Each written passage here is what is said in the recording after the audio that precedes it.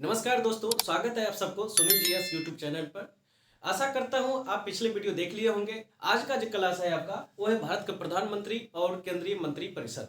तो देख लेते हैं, सीधे डायरेक्ट टॉपिक पर आते हैं। भारत के प्रधानमंत्री बनने के लिए क्या योग्यताएं होनी चाहिए। तो सबसे पहले भारत के नागरिक होने चाहिए, 25 वर्ष की आयु पूर्ण होनी चाहिए और लोकसभा सदस्य बनने की योग्यता होनी चाहिए। तो यहाँ पर देखते हैं भारत के प्रधानमंत्री की नियुक्ति कौन करते हैं। तो यहाँ पर आप देखेंगे भारत के प्रधानमंत्री की नियुक्ति राष्ट्रपति द्वारा किए जाते हैं। राष्ट्रपति लोकसभा के बहुमत प्राप्त दल के नेता को राष्ट्रपति यहाँ पर प्रधानमंत्री के रूप में नियुक्त करते हैं। लेकिन कभी कभी अगर ऐसा हो जाए कि सभी नेताएं बराबरी के मत हासिल कर लिए हैं तो उस परिस्थिति में क्या होगा। तो उस परिस्थिति में यहाँ पर राष्ट्रपति अपना विवेक के अनुसार किसी भी बड़े दल के नेता को प्रधानमंत्री के रूप में नियुक्त करेंगे। और यहाँ पर एक शर्त दिया गया है, 1 महीने के भीतर नियुक्त किए गए प्रधानमंत्री को लोकसभा में विश्वास मत हासिल करना पड़ेगा। ये तो आपने देख लिया है। तो यहाँ पर लोग प्रधानमंत्री के जो है इलेक्शन होता है, चुनाव जो होता है, ये प्रत्यक्ष चुनाव होता है, डायरेक्ट इलेक्शन होता है, यानी कि जनता द्वारा भागीदारी किया जाता है। तो प्रधानमंत्री बनने के लिए 25 वर्ष की आयु होनी चाहिए, भारत के नागरिक होनी चाहिए और लोकसभा सदस्य ग्रहण करने की योग्यताएं होनी चाहिए। इनकी नियुक्ति राष्ट्रपति द्वारा किया जाता है। अब यहाँ पर शपथ कौन दिलाते हैं इनको। तो शपथ राष्ट्रपति दिलाते हैं, यानी कि राष्ट्रपति द्वारा गोपनीयता की शपथ प्रधानमंत्री को दिलाए जाते हैं।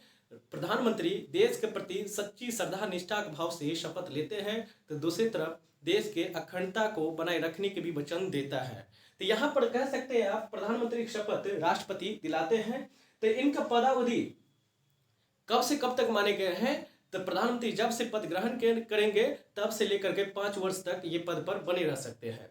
तो देखिए, भारत के प्रधानमंत्री के पद के बारे में हमारे संविधान में कोई उल्लेख नहीं किया गया है, लेकिन परंपरागत रूप से प्रधानमंत्री का पद 5 वर्ष के लिए होते हैं। लेकिन 5 वर्ष से पहले अगर प्रधानमंत्री चाहे तो राष्ट्रपति को इस्तीफा देकर पद से हट सकते हैं या राष्ट्रपति इनसे बर्खास्त करवा सकते हैं। राष्ट्रपति के प्रसाद पर्यंत प्रधानमंत्री काम करते हैं, इसीलिए राष्ट्रपति इनको पद से हटा सकते हैं। लेकिन इसका मतलब ये नहीं जब चाहे तब प्रधानमंत्री को पद से हटा सकते हैं। इसके लिए शर्त ये है, अगर प्रधानमंत्री लोकसभा में विश्वास मत अगर खो बैठते हैं तो उस परिस्थिति में प्रधानमंत्री को पद से हटना पड़ता है।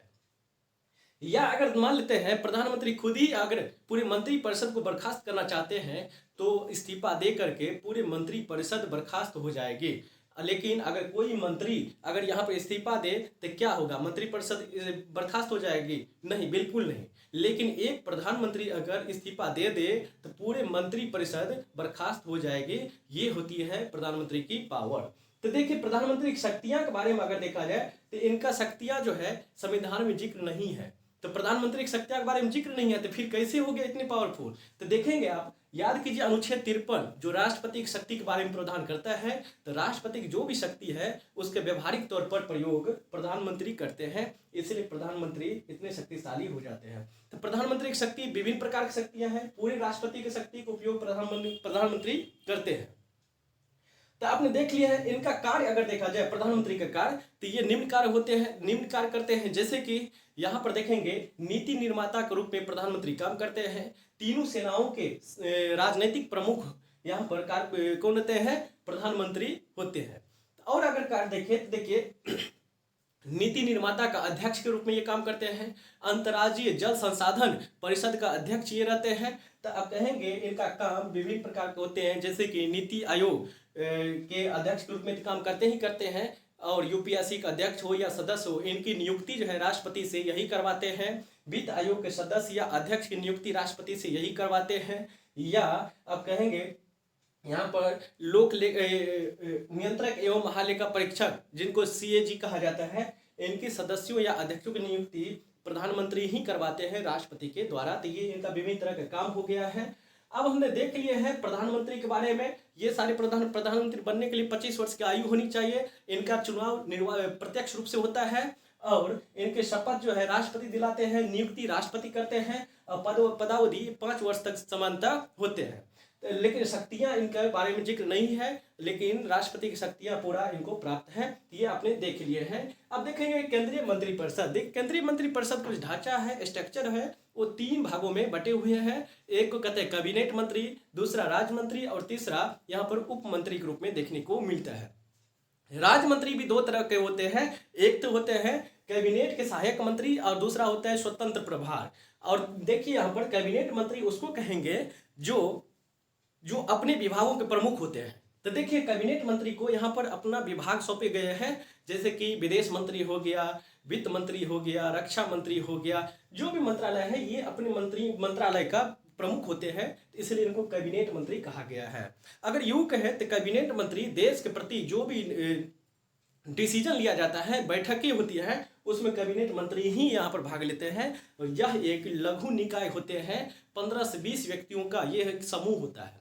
तो आपने देख लिया है कैबिनेट मंत्री, कैबिनेट मंत्रालय की बैठक में ना तो राज्य मंत्री बैठते हैं ना तो उप मंत्री बैठते हैं। यह एक तीसरे मंत्री का मंत्रालय होता है जो प्रशासनिक स्तर का काम संभालते हैं। तो आपने देख लिया है। अगला जो है एक ये है मंत्रिपरिषद और मंत्रिमंडल में अंतर क्या होता है। तो देखिए अभी आपने देख लिया है पूरे मंत्रियों के समूह को मंत्रिपरिषद कहेंगे, लेकिन यह हमारे संविधान में, मूल संविधान में मंत्रिमंडल का जिक्र नहीं किया गया है।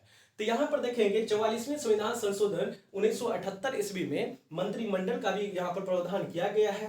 तो कुछ यहाँ से मंत्री को उठा करके यह भी एक लघु निकाय होती है, 15-20 व्यक्तियों का समूह होता है। अब कहेंगे कैबिनेट मंत्री का ही दूसरा रूप यहाँ पर मंत्रिमंडल होते हैं।